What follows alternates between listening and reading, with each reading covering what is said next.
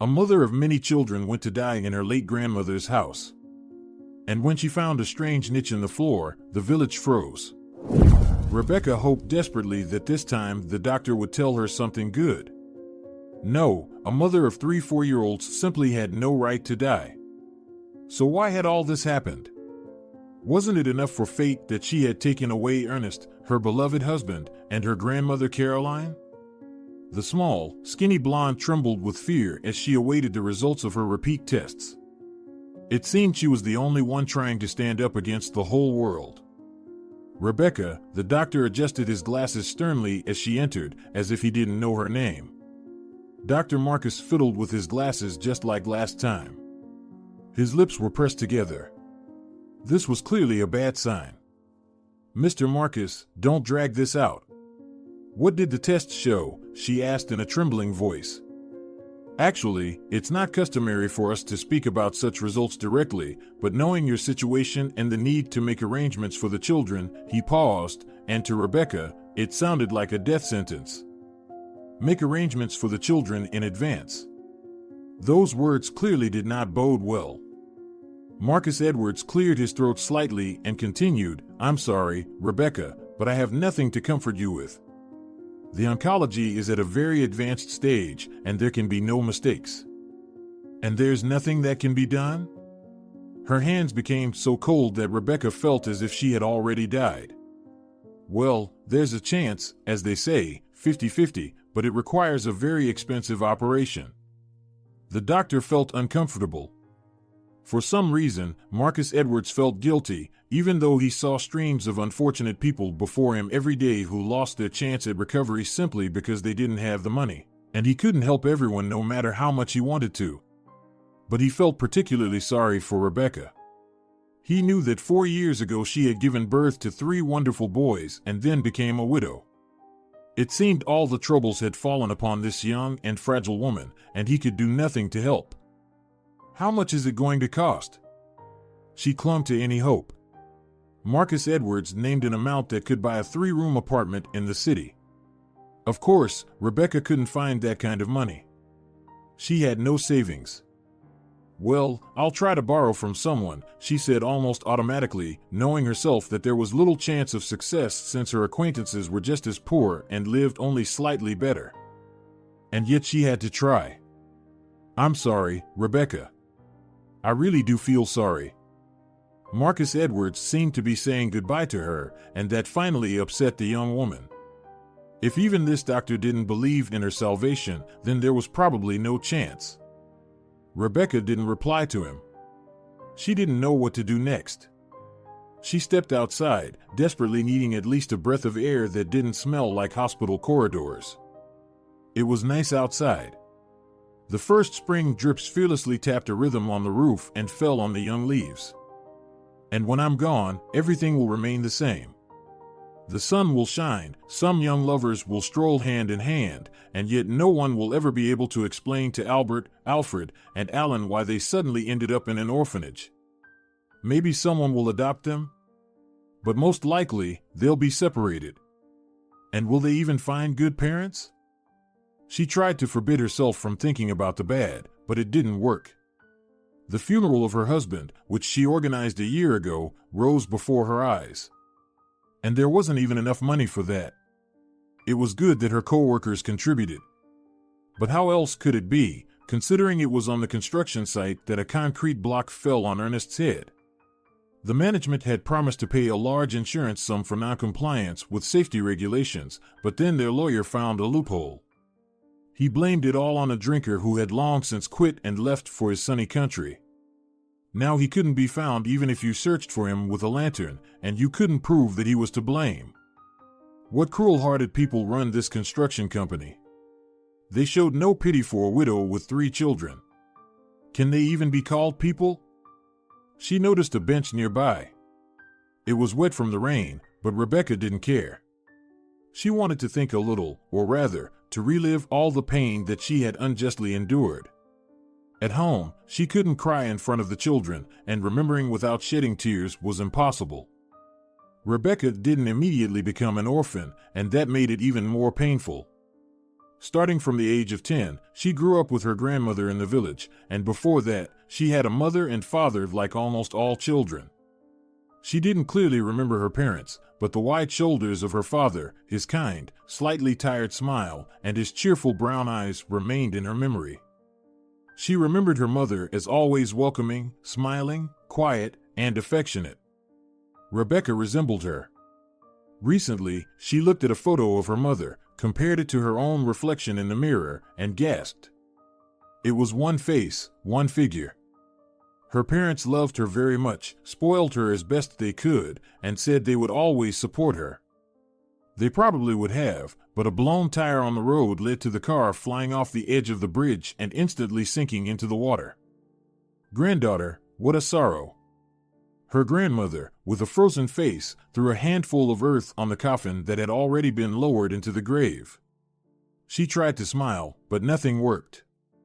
Her face just twisted in a spasm, and her eyes turned red from tears. She gave Rebecca a handful of soil. The girl cried and didn't want to take it. She felt that if she didn't say goodbye to her parents right now, they would definitely come back. But Grandma Caroline insisted it was necessary. She explained that those up above know better when and whom to take to themselves, and that this should be respected. What if they take me too, if they can't bring back Dad and Mom? Rebecca asked at that time. No, granddaughter, you'll be glad you stayed here. I'm sure you'll be happy. It seemed Grandma said this not very confidently. Rebecca didn't ask any more questions so as not to upset her. She knew Grandma wasn't in the best of health herself. Every morning, she would groan for a long time before starting her day's work. Rebecca settled in with her in the village. She tried in every way to help with the household. In a year, she learned to cook, weed the garden, do laundry, and even helped sell vegetables and greens to the summer residents living nearby. I see you love to read books. When you go to the city, you'll study and be able to teach children or work in a library. You're such a smart girl. Grandma praised her diligence and good grades, gifted her beautiful and smart books, and even managed to save enough so that her granddaughter could go to the city and receive a proper education. Only later did Rebecca realize what a feat this was for an elderly woman who had lost her only daughter.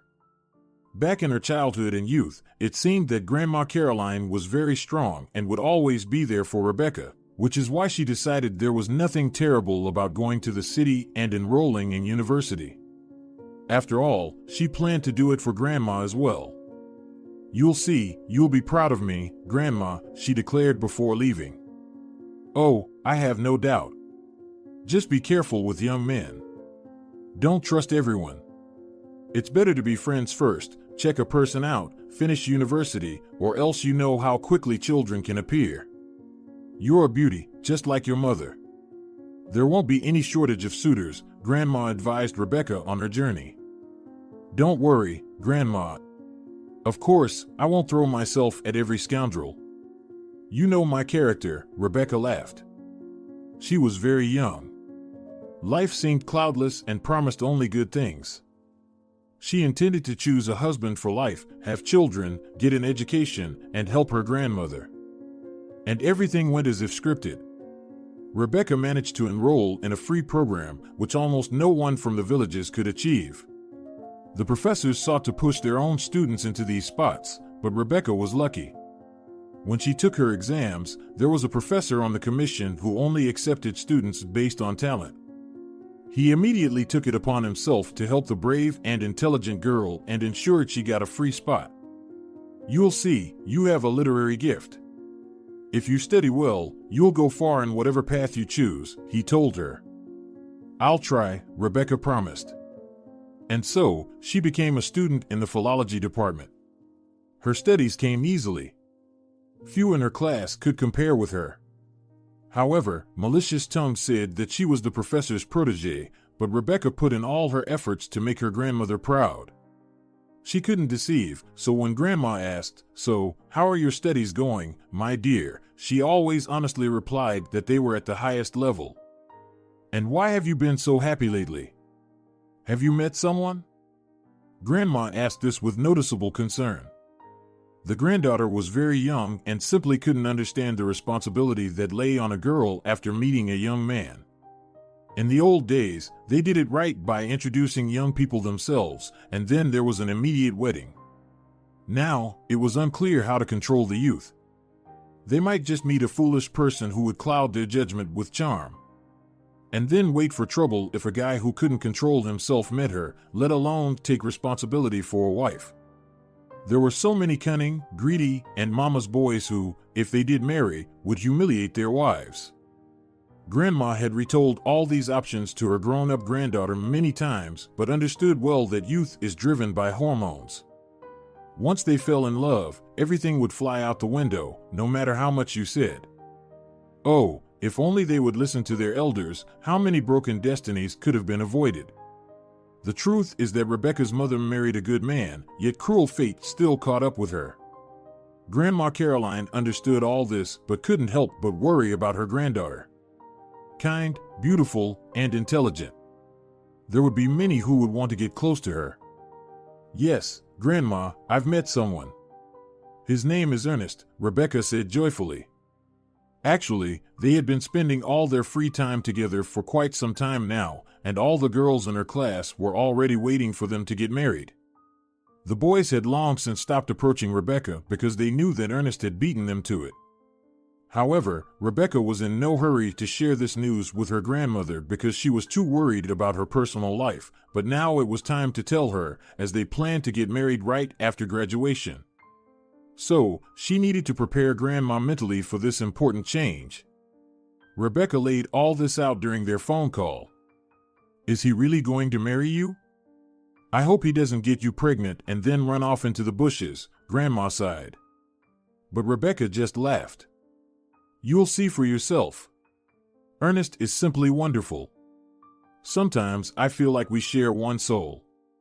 Oh, everyone thinks that in their youth, Grandma sighed, but she was worrying for nothing. Ernest did indeed ask for his granddaughter's hand right in front of her, and then the young couple had a modest student wedding for their closest friends and family. This reassured Grandma Caroline that her granddaughter had made the right choice.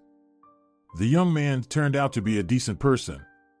He promised to marry her and did so without delay. About 3 months later, when Rebecca's belly started to round, Grandma learned that when Rebecca got married, she was already 2 months along. But this only further convinced her that Ernest was indeed serious about her. Grandma, could he have done otherwise? I'm having triplets. Who would leave a woman in such a situation? Rebecca was surprised that Grandma was praising Ernest for merely keeping his promise. Oh, Rebecca. You're still so young.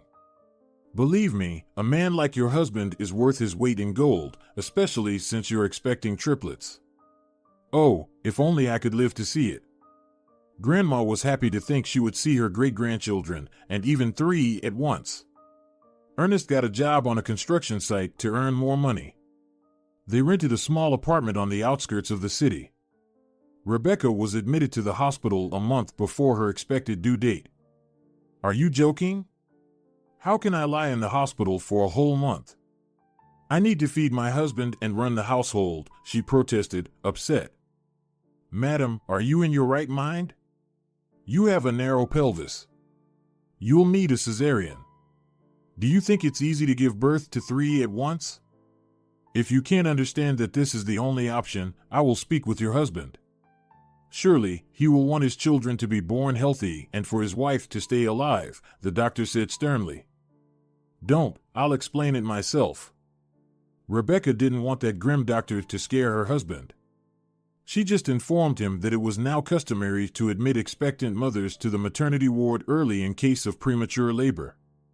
Her husband said it was good that she would be safe and visited her regularly. Rebecca thanked the strict doctor 100 times later. The labor began 2 weeks early, unexpectedly, and was very difficult. If she had insisted on her own and stayed home, it was unlikely any of them would have survived. What wonderful babies! In my memory, it's rare for all 3 to be born so healthy, and the mother feels good too. You know, it seems you're very lucky, said the obstetrician. This is my Rebecca. It couldn't be otherwise. She's a wonderful granddaughter. Grandma boasted to the villagers about her good fortune, and they agreed. She had raised her granddaughter and lived to see her great-grandchildren. And still, Rebecca managed to have 3 at once, the villagers said, using her as an example to their grandchildren who weren't in a hurry to start families. I walk around the village like a queen. Everyone asks questions and envies me. Why do I have such happiness? Grandma rejoiced. But that happiness was given to her for only a year. Rebecca called and asked her and her husband to come, saying she had dreamed that her daughter would come for her that weekend. The young couple only laughed at her belief in dreams but decided to go anyway. Grandma Caroline was cheerful and rosy. They were glad she was feeling better. You see, and you make up silly things. You're still young. You'll live to be 100 or even longer. Rebecca was happy that her beloved grandma was cheerful and lively. All day long, she played with her grandchildren, recalling various funny stories from Rebecca's childhood, and then she fell asleep and didn't wake up. She passed away peacefully, surrounded by family. She was a great worker. So she deserved it, the villagers said. Your grandma knew everything. She showed us in advance where to bury her. She never brought it up before, Ernest said quietly. He had also come to love his wife's grandmother. He even considered her his own. He had no living grandparents from either side, and his relationship with his parents was rather cool. They were very displeased that their son had chosen a wife and job they deemed unpromising. He saw his grandchildren barely a few times a year and didn't even consider it necessary to help them financially. Because of this, Ernest had grown very attached to Grandma Caroline. He and his wife mourned her loss deeply. Only a year later did the grief somewhat subside. Still, the children and his beloved wife prevented him from dwelling too long in sad memories. They continued living in their rented apartment. Ernest now took on 2 shifts at the construction site. Ernest, well, of course, we need a lot of things, but you've become scatterbrained and aren't getting enough sleep. You're going to ruin your health. Let's have you work less. I was thinking I could take a part-time job as a cleaner, and then you can at least rest at night. It's only a few hours. Rebecca started to worry about him. No, come on. I'm a man. I won't let you work too. Having 3 little ones is already a crazy load. They're so restless. The head of the family was speaking pure truth. If one laughed, the others would immediately spring into action, and if one cried, they would all follow suit. And as for laundry, cooking, and just taking them outside for a walk, that was already a feat. Rebecca, though happy as a mother, was starting to look like a ghost. No, Ernest simply could not allow his wife to work too. And just like that, another year passed. When the babies turned 3, their father gave them luxurious gifts. He was cheerful and joked. Marcus Farrell, Alfred Farrell, and Albert Farrell, don't let me down, protect your mom. Ernest, don't joke like that, Rebecca asked. She felt anxious that her husband seemed to be entrusting their 3-year-old toddlers with taking care of her. Rebecca, don't take it so seriously. Look how attentively they're listening to me. They're growing into real men, serious ones. The little boys were indeed watching their father very closely. They even paused from their toys for a moment. However, it lasted only a minute. Then Alfred started a game with building blocks. Albert decided to take them away from him, and Alan, ever the peacemaker, took the blocks from both brothers and didn't return them until both had calmed down. Alan was the youngest, but his parents joked that he probably just let his brothers go ahead because he always took care of everyone. He looked after not only his brothers but also his parents, behaving like a true big brother, even though Albert was actually the firstborn. That day became the last and happiest day in Rebecca's family life, but at the time, she didn't know it. The next day, her husband's colleague called her. Rebecca, unfortunately, I have bad news for you, and for us too. An accident has happened. What happened to Ernest? Which hospital did they take him to? Rebecca thought her husband had just injured his arm or leg. You see, it's no longer a hospital. He can't be saved, but the guys and I will chip in for the funeral," he sighed. In truth, the management bore a significant portion of the blame for not updating the equipment for a long time and for cutting corners on repairs. The crane that lifted the block should have been decommissioned long ago. It was simply impossible to secure the concrete block properly on it. It fell on Ernest's head from a great height and crushed him so badly that he had to be buried in a closed coffin. At the funeral, there was a long conversation with the parents of her deceased husband for the first time, and it was not a pleasant one. "Well, look what you've done, you silly girl. You sat around, resting with the kids, while you drained all the strength from Ernest. It's no surprise he didn't last long." "It was only a matter of time," said her mother-in-law, who had long held a grudge against her daughter-in-law, considering her unsuitable. "And what does it matter to her? Do you think she cares? She'll find someone new soon enough, but no one will bring our son back," added her father-in-law. "How can you be so shameless? Would I have had children with someone I didn't love? If I could, I would gladly give my life just to bring back Ernest." At the funeral, Rebecca tried her best to stay calm, but then she had a real breakdown. She sobbed, barely holding herself up, her hands shaking treacherously. "Oh, look at our daughter-in-law. She's even drinking. No wonder our son treated her that way." "You can't even leave this drunkard alone with the kids," remarked the merciless mother-in-law. "Or maybe she's already celebrating her freedom with a new suitor. They're like that in the village. They don't mourn for long," her husband supported her. "Why are you people like this? You didn't want to help us with Ernest, only lectured us and lived your lives for your own pleasure, and now you're dumping a bucket of dirt on me." Rebecca was speaking pure truth. Her parents had indeed refused Ernest when he asked to buy out his share of the apartment. Once, the deceased grandmother from her mother's side had gifted it to her favorite grandson, but her mother and father were outraged, claiming they were being kicked out of the apartment, which was absurd. At that time, Rebecca saw a lot of rudeness from their side. Her mother-in-law even had a genetic test done to ensure that the grandchildren were indeed hers. But when everything was confirmed, she still refused to help in any way. The young couple, who wanted to ease their lives and receive support, lost all hope. Ernest's parents also didn't allow them to live with them. They immediately warned that they would turn the young couple's life into hell. "Funny how you didn't rush to sell your house but clung tightly to our share. You always wanted to appropriate it," the mother-in-law continued without calming down. "But it wasn't for sale. It's practically a wreck, built long ago, and the plot is tiny. And there are drinking people living nearby. No one needs those problems." Rebecca didn't even know why she was justifying herself to these people. They hated her anyway. Why talk to her? She'll end up drunk, and then she'll send the kids to an orphanage.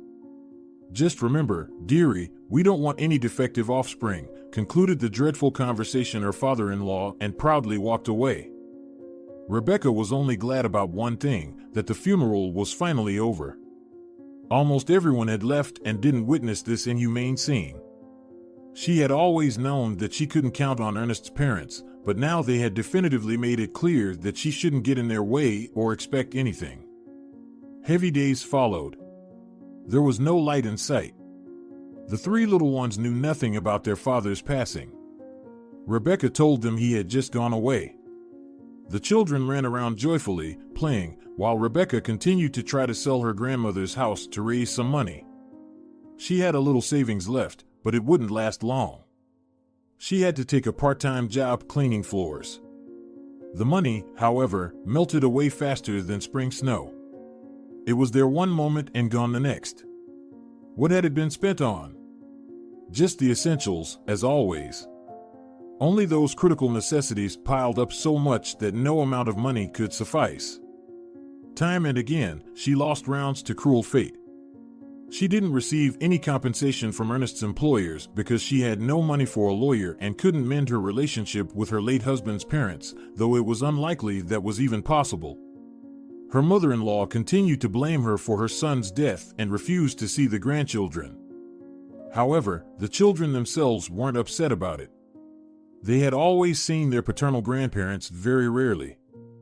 They came with pursed lips, dissatisfied faces, and unwanted gifts, leaving as quickly as they could. Ernest used to jokingly call these visits official ones, but now there was no one to support Rebecca in her grief. No one could even listen to her. 6 months after her husband's death and her desperate struggle for survival, she started feeling pain in her chest, which grew more frequent and intense. She had to go to the hospital. She thought they would prescribe some medicine and everything would be fine, but the doctor ordered some rather serious tests. She had said then, "What do you mean? It's just a muscle cramp from nerves. I've been through so much." "Listen, Rebecca, just get the tests done. I wouldn't advise it without reason. We have plenty to do here at the hospital, believe me." Rebecca immediately remembered the stern obstetrician who had saved her and her children's lives with his advice. She didn't argue. She did everything as instructed. That was how she learned from Marcus Edwards that she had cancer, and today's repeat test confirmed it. "Rebecca, what are you doing here?"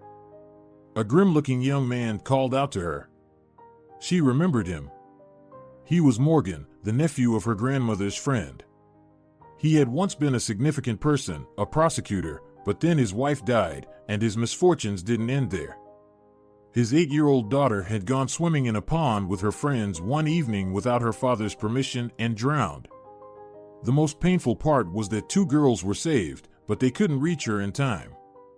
Morgan blamed himself for everything. Truth be told, not without reason. His daughter had hardly seen her father at home in a sober state. He drank excessively and went to work every morning as if nothing had happened. No one suspected that he had completely lost his footing. Later, when he buried his daughter next to his wife in the village cemetery, he cried and begged for forgiveness. The men had to drag him away from the grave. It was late autumn. Morgan would have completely lost his mind if it weren't for the kind people nearby. Thus, the entire village learned of the unfortunate man's grief. Of course, it was hard to bear all of this, but enduring the death of one's child is terrifying. And if you feel guilty, even indirectly, it's something that is impossible to imagine. Morgan decided not to move far from the cemetery. He resigned from his prosecutorial position and became a gamekeeper in the woods, communicating with almost no one. Rebecca recalled all this almost instantly when he unexpectedly called out to her. Well, what a sign. To meet someone whose wife died of cancer. It seems I won't live long either, she thought sadly. Just treating a cold, Rebecca lied. She didn't want to talk to this grim, tall, thin, and bearded brunette about her troubles. He had enough on his plate. And how are your kids? I remember Grandma Caroline bragged about having 3 great-grandchildren. The grim man suddenly smiled, resembling more his own shadow. Once, Morgan had been rosy-cheeked, healthy, and cheerful, always joking. He could even play the guitar from memory and was only 15 years older than Rebecca. She remembered him as a teenager. She knew his wife, whom she also met in the village. Whitney was a very lively, sparkling, dazzlingly fair-skinned, slender, and active girl with red hair. When they celebrated their wedding, the whole village rejoiced, and then parents from both sides were proud that Morgan had made it big. They were happy for their granddaughter too. There was plenty of money and attention from grandparents on both sides, but the young couple didn't need any help. Then, within a year, everything fell apart. The leap year took away his wife and daughter, and everyone turned into a shadow of their former selves. Morgan supported both his wife's parents and his own, but it didn't make it any easier for anyone. Whitney was their only child, and they had only one as well. Now everyone had resigned themselves to the fact that their son would remain a grieving widower for life. His parents had long given up hope that their family would welcome any little ones. That's what Rebecca thought about when Morgan asked her about the children. It seemed that everyone lacked something for happiness. Morgan would have been happy to have children, but his money brought him no joy. Rebecca could greatly benefit from financial support, but there was none to be had, while the children were doing just fine. Yes, you know, everything's fine. They're alive and healthy. She didn't mention that her husband was gone. Morgan was probably already aware. The gossips in the village spread news quickly. There was no need to pour from empty to empty. Well, look. If you need any help, here's my number just in case. Morgan took out a pen and scrawled the numbers on a piece of paper. Thank you, she said. He looked at her with such a sympathetic gaze that Rebecca was now certain he knew she was a widow. He just decided not to pursue the topic out of delicacy. Only those who have been spared grief love to dwell on sad events and discuss them in detail. Those who have experienced loss themselves never say too much if the conversation partner clearly doesn't want to engage in a stirring and painful discussion. What am I to do now? Rebecca continued to ponder when Morgan left, glancing back at her several times. She didn't know. She decided to call friends and acquaintances, trying to ask for money to borrow. This idea came from Morgan leaving his number. Of course, asking him would be inappropriate since Rebecca hardly knew him, but there were still friends of Ernest, her own acquaintances, and just familiar faces. She went through the list of numbers alphabetically. It was very embarrassing. She dialed another phone number and repeated the same thing. Sorry, this is so awkward, but I really need money for an operation. Her conversation partners seemed taken aback, explaining that they didn't have much themselves. The maximum amount she managed to borrow was very small, and even that was promised to be sent in 2 installments over the course of a week. Most acquaintances asked her not to pay them back, but in the end, it became clear that the idea was doomed to fail. She had managed to collect around $1,000 in total. With that amount, it was definitely impossible to afford the surgery. It wouldn't even be enough to pay for housing, let alone dream about a kindergarten for 3 children. There was neither time nor strength to work. Even her small cleaning job took almost all the time she had allotted for sleep. Each day grew worse. She had to accept this reality since soon she wouldn't be around, and no one would be able to help. Her parents had been fortunate. They died but left her to her beloved grandmother. But Albert, Alfred, and Alan were not so lucky. Neither their grandmother nor grandfather would take them in.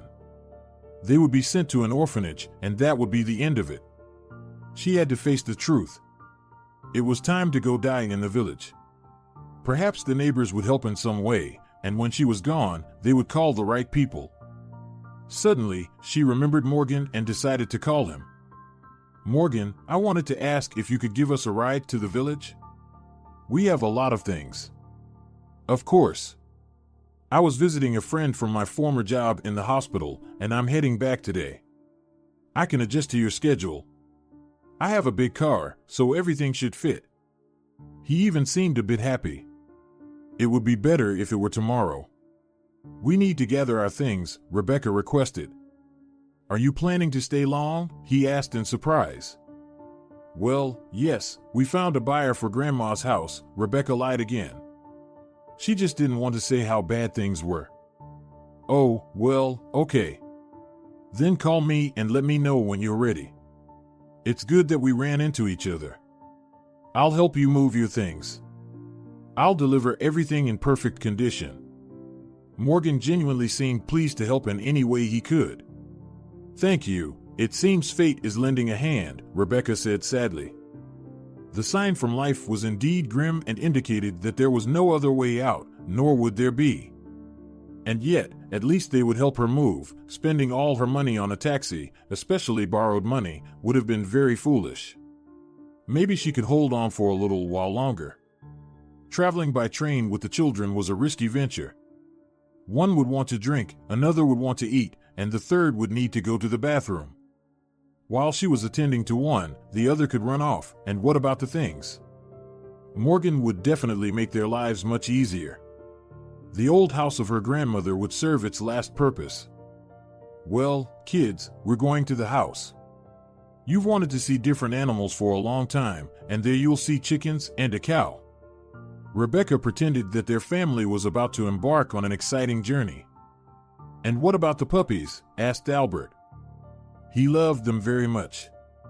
Whenever they went out for a walk, He always asked permission to pet each one, which meant that any outing was accompanied by numerous stops by the next pet. And the kitties? Alfred inquired. Many times, her son had urged her to get a kitten, just like the neighbors. Their huge, ginger Maine Coons sometimes ventured onto the landing, which thrilled the little boy to no end. Yes, there will be plenty of them. That was something Rebecca could promise. The village cats roamed freely wherever they pleased. And Dad? Alan asked sadly. He was the only one who remembered that their father was supposed to return from his trip. Rebecca dreaded these questions because she hadn't yet found the courage to tell the children the truth, that their father would never be back. They knew that their Grandma Caroline lived in heaven, but they were still waiting for Dad. What would happen to them if she were gone too? Rebecca secretly wiped away her tears. Of course, when he finishes his work, he will come too. It seems like it will take a long time, Albert said. But he'll bring gifts, Alfred clarified. Exactly, he'll bring us many different presents, their mother confirmed. The children were distracted and went back to their usual games, giving Rebecca some time to quietly gather her things. As they say, every day is enough to have just one worry. The next morning, everyone was ready to move. The children were joyfully squealing at the pleasant changes. Wow, you've got quite a crew here. I envy you, Morgan smiled. Yes, you certainly won't get bored with us, Rebecca replied. They traveled for more than 3 hours. Morgan managed to share stories about his work. The children listened with bated breath as he recounted his encounter with a bear, which didn't harm him because Uncle Morgan pretended to be dead. Rebecca mentioned that she planned to stay in the village for a while. She mentioned that the house might not sell so quickly and asked Morgan if he could suggest any job opportunities. You know, I'm all alone. Let me help you out. I have nowhere to spend my money anyway, he suddenly offered. No, that won't do. What will people think? After all, She didn't finish and put a finger to her lips. Morgan understood everything without words. Rebecca had warned him before the trip that the children didn't yet know that their dad wouldn't be coming back. I can pass messages through Grandma. You have to understand, I have no ulterior motives. I'm not the type to help and then take advantage of the situation. It's genuinely a good deed, and it brings me joy. Besides, there aren't many jobs in the village for moms with 3 little ones. Honestly, there aren't any at all. You'd have to spend all day in the barn or chicken coop. You know how it is, he replied candidly. Yes, but I thought I could look after an elderly person or help around the house or with the kids. Just a little part-time job would do. I know I won't be able to handle a full shift, Rebecca replied. Well, I'll try to find out, but I still think you should accept my help for the sake of your children, please. At least I'll be useful to someone, Morgan requested. And no matter how much Rebecca tried to refuse, he insisted on giving her a large sum of money, by her standards. Even the fact that Rebecca warned him she probably wouldn't be able to pay it back anytime soon didn't stop him. Listen, at my age, what do I need money for? You know all about me. Let's just not argue, he said, and angrily started moving their things into the house. But you're only 40. For a man, that's nothing, especially if there are no bad habits, Rebecca wanted to reply, but she thought it might be perceived as flirting, which would be entirely inappropriate. Especially after Morgan had driven them there and handed over a pile of money. Rebecca thought that perhaps fate was approving her decision. Everything seemed to be falling into place. They moved without any problems, and now they had some money to start with. It's true what they say, home and its walls help because they're family. Wow, this place is interesting. The boys immediately started a game of hide and seek. They seemed completely unfazed by the trip and were running around as if they were on fire. The house had 5 rooms, so there was plenty of space for them to run around. Rebecca asked them to be careful and thought she finally had a little time to sort out their things before the boys got hungry. She also needed to find clean beds because they would need to settle down as soon as they had eaten. On the wall of the large room, Grandma Caroline was looking down at her. The eyes of the woman in the photograph were slightly squinted, as if she were puzzled. "Oh, Grandma. If only you were still alive, it wouldn't be so scary. You always had advice for any situation. You would tell me what to do now. It's terrifying when there are no parents or grandparents left, and you're the oldest. It feels like loneliness," Rebecca said to her grandmother and began to cry. The tears rolled down more slowly until they dried up. This meant that her moment of weakness was over. It was time to get back to being a mother. Rebecca deftly sorted through the things, glancing at the boys to ensure nothing happened to them, because after becoming a mother, she realized that having 3 children meant 3 times the worry. Where was each child now? What were they doing? Every minute of silence seemed suspicious. Albert and Alfred seemed to be fine. One would scream when someone found him, and the other would chime in. However, Alan hadn't been heard from for several minutes. Rebecca grew concerned and went to look for him. She found her son in the far room. He wasn't doing anything dangerous. He was just sitting on an old child's chair in the corner of the room, staring out the window. She had once sat in that chair when she was little, back when her parents were still alive. The paint had worn off in places, and the gold trim had faded, yet the chair still felt somehow alive and familiar. She felt a sense of relief. "Why aren't you playing with your brothers? Are you okay?" she asked.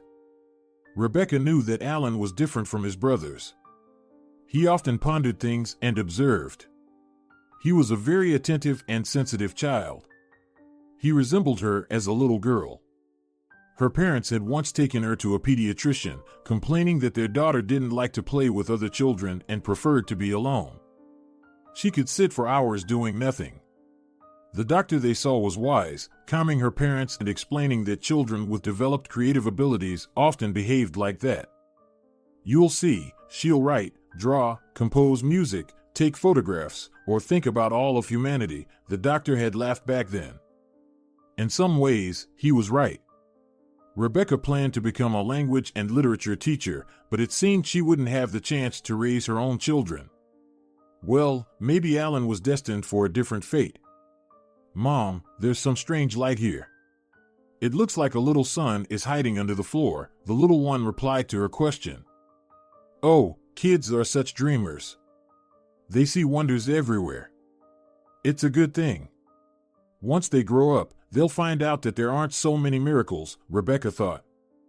"Alan, well, go ahead and play with your brothers while the sun goes back to its mother in the sky. It's probably hiding from you because it's scared. Let's set it free," Rebecca suggested. In truth, she wanted him not to sit alone, so he would be within her line of sight, and she wouldn't worry about him while attending to household tasks. "Mom, I'm not little. I really see the sun," her son said, hurt. He realized that she didn't believe him. Alan pointed at the strange glimmer falling on the floor. "That's just the sunlight shining through the curtains. Can't you see?" Rebecca explained patiently. "No, look over here." The boy got up from the chair and went to the corner where the light fell. Rebecca noticed that there really was a glow there, but she continued to think it was just reflections and didn't come any closer. She waited for her son to calm down and realized that there was nothing interesting there. "Mom, something is lying there." He continued to peer through the small gaps in the floorboards. For appearance's sake, Rebecca moved closer, but she didn't notice anything. Then Alan suddenly put his little fingers in a tiny, barely noticeable indentation, and it gave way. A lid opened, and a golden light filled the entire corner of the room. "See, you didn't believe me. Look at how clever your son is." The boy jumped with joy. When he was excited, he always referred to himself in the third person. Rebecca hurried to pull her son away from the open hatch, peeked inside, and was taken aback. The entire cellar was filled with shiny objects. It looked like antique gold. She pulled out a few coins and discovered old engravings on them. "Mom, look, I think this would suit you." Alan pulled out a bracelet with stones from the pile of treasures. They appeared to be large rubies. The other brothers came running at the noise, all exclaiming in unison, "Oh, are these Grandma's toys? Did she give them to us?" "I found them," Alan said. He shielded the treasures with his body and declared that they were only for Mom. He intended to give them to her because tomorrow was her birthday. "Do you remember, son?" Rebecca cried, touched. "Uncle Morgan said he would bring you a gift tomorrow," her son honestly confessed, adding that he had managed to beat him to it. Just a week had passed, and news of the treasure found in the old house that no one wanted to buy spread through all the local newspapers. Even on television, they showed an interview in which Rebecca explained that Alan had actually discovered the treasure and that it was his birthday gift. "Well, I hope your son doesn't mind that you'll only get part of it, since the rest will go to the government," the host smiled. "I think the gift is still the best," she smiled back. When the inventory was taken, it turned out that the family had suddenly become real wealthy people. The gold jewelry, precious stones, coins, and antique banknotes represented a substantial fortune. The amount was several times higher than what was needed for the operation. Rebecca was so stunned that she let slip to Morgan that surgical intervention was needed, but she didn't know whom to leave the children with. "That's not a problem. My parents would be happy to look after the kids, and I'll take you to the hospital. It seems fate is helping you. I don't think you should delay." He seemed to care about Rebecca as if she were the closest person to him. "Yes, I suppose I'll do that." She called the doctor, informed him that money had been found, and asked to be operated on as soon as possible. "Yes, I saw you on television." "Well, everything seems to be going well for you," the doctor rejoiced. "But how did all this end up in your house?" "Well, you know, the journalists discovered that it once belonged to a wealthy squire. It was a 2-story house back then, but they removed 1 floor, and now it looks odd. No one suspected it had such a rich history. Perhaps this landlord hid the treasure but was unable to retrieve it for some reason," Rebecca speculated. "Yes, what an amazing story. You know what, come in tomorrow. I was actually planning to go on vacation, but it looks like I'll have to wait a long time." "We'll take you tomorrow," Marcus Edwards proposed. Rebecca explained to the children that she needed to go to the city for a short while, and the next day she was already at the clinic. She asked Morgan not to tell anyone how serious everything was. "You see, I'm doing everything to survive for my children, but just in case, I've made a will for them, and I ask you, if anything happens, to make sure everything is carried out." "I can see you're an honest man," Rebecca requested before the operation. "Don't say that. It won't happen a second time," Morgan mumbled. "What?" Rebecca was surprised. "I won't lose the woman I care about. But don't think you owe me anything. It's just, apparently, a one-sided feeling. Such is unrequited love. I want you to know, it's very important to me that you live." Morgan kissed her pale hand, gently brushing his lips against it. For some reason, Rebecca's heart beat joyfully. She was happy to know that she was needed by someone else. Not just by anyone, but by an adult who helps her in everything and doesn't ask for anything in return. Of course, Morgan was older than her, but that difference didn't bother her as long as there were feelings involved. When Rebecca was put under anesthesia, she first saw her parents. Dad and Mom waved to her cheerfully, and she was little again. Rebecca thought they were calling her, but her parents began to send her away, and her mother said they wouldn't meet again anytime soon. "You'll live to see your great-grandchildren," she promised. Her heart felt both joyful and sad. On one hand, she wanted to be with her parents longer, but on the other, her own children were waiting for her, and they needed her desperately. Another person, almost losing hope for love, was also waiting for her, and she liked him. Then Grandma Caroline appeared before her eyes. "Don't be foolish, marry him." Grandma shook her finger sternly while smiling at the same time. "Marry whom?" Rebecca asked. "Oh, as if you don't know who brought you to my house. You'll have a daughter, and name her after me. All the misfortunes and hardships fell to me, but my great-granddaughter will be happy," Grandma said. "Oh, thank you," Grandma, Rebecca said for some reason. For what? Actually, that's heartfelt thanks from our entire lineage. Be happy and live joyfully. Even if sometimes you feel sad, it's okay. Grandma hugged her goodbye. And someone else wants to talk to you. Suddenly, Ernest appeared. He stepped out from behind her. He looked so young, just like in the days when they first met. Ernest, forgive me. I couldn't protect you, she said and began to cry. Rebecca, what are you talking about? I was happy with you, and I'm fine here too, to be honest.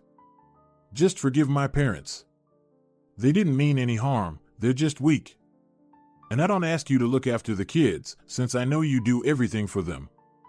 You are my love. He kissed her and said that she needed to let him go, then the pain in her chest would stop. How can I let you go? She was trying to understand what was happening.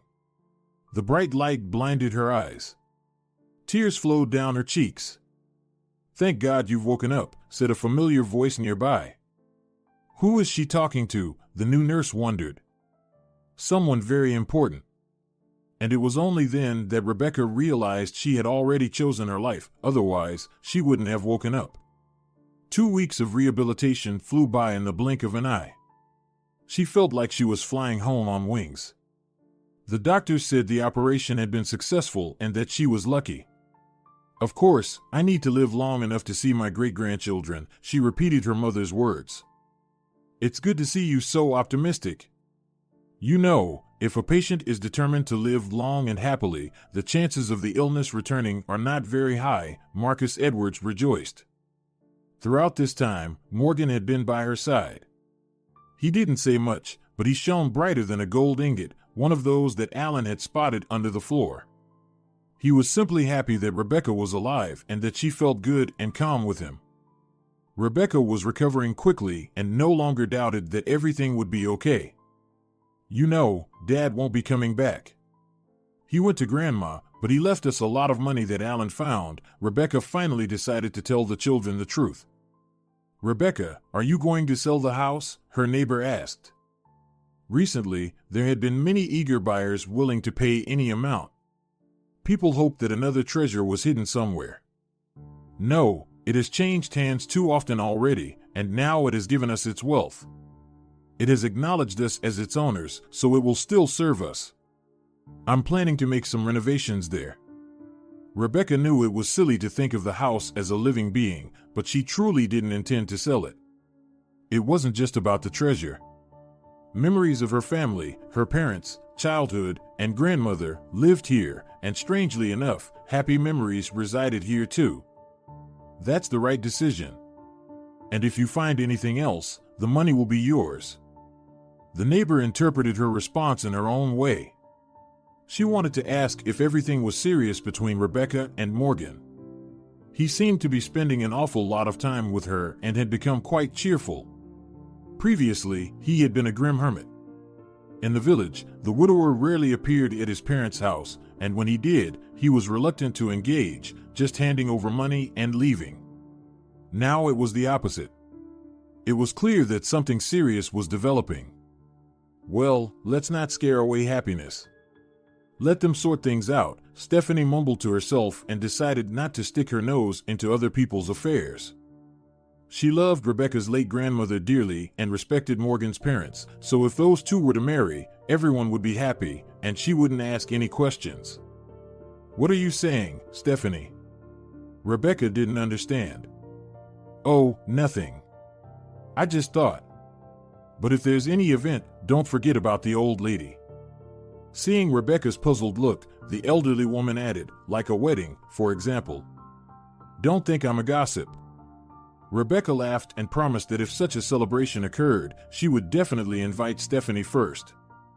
She couldn't keep her promise because a year later, Morgan invited his parents first and secretly told them that he and Rebecca were expecting a baby, and if it was a girl, they would name her Caroline. The wedding was indeed loud and festive, filled with children. And the bride was pregnant. She had to refrain from alcohol, but everyone was in a joyful and celebratory mood. And when the three brothers welcomed a baby sister later that year, the whole village already knew her name, Caroline.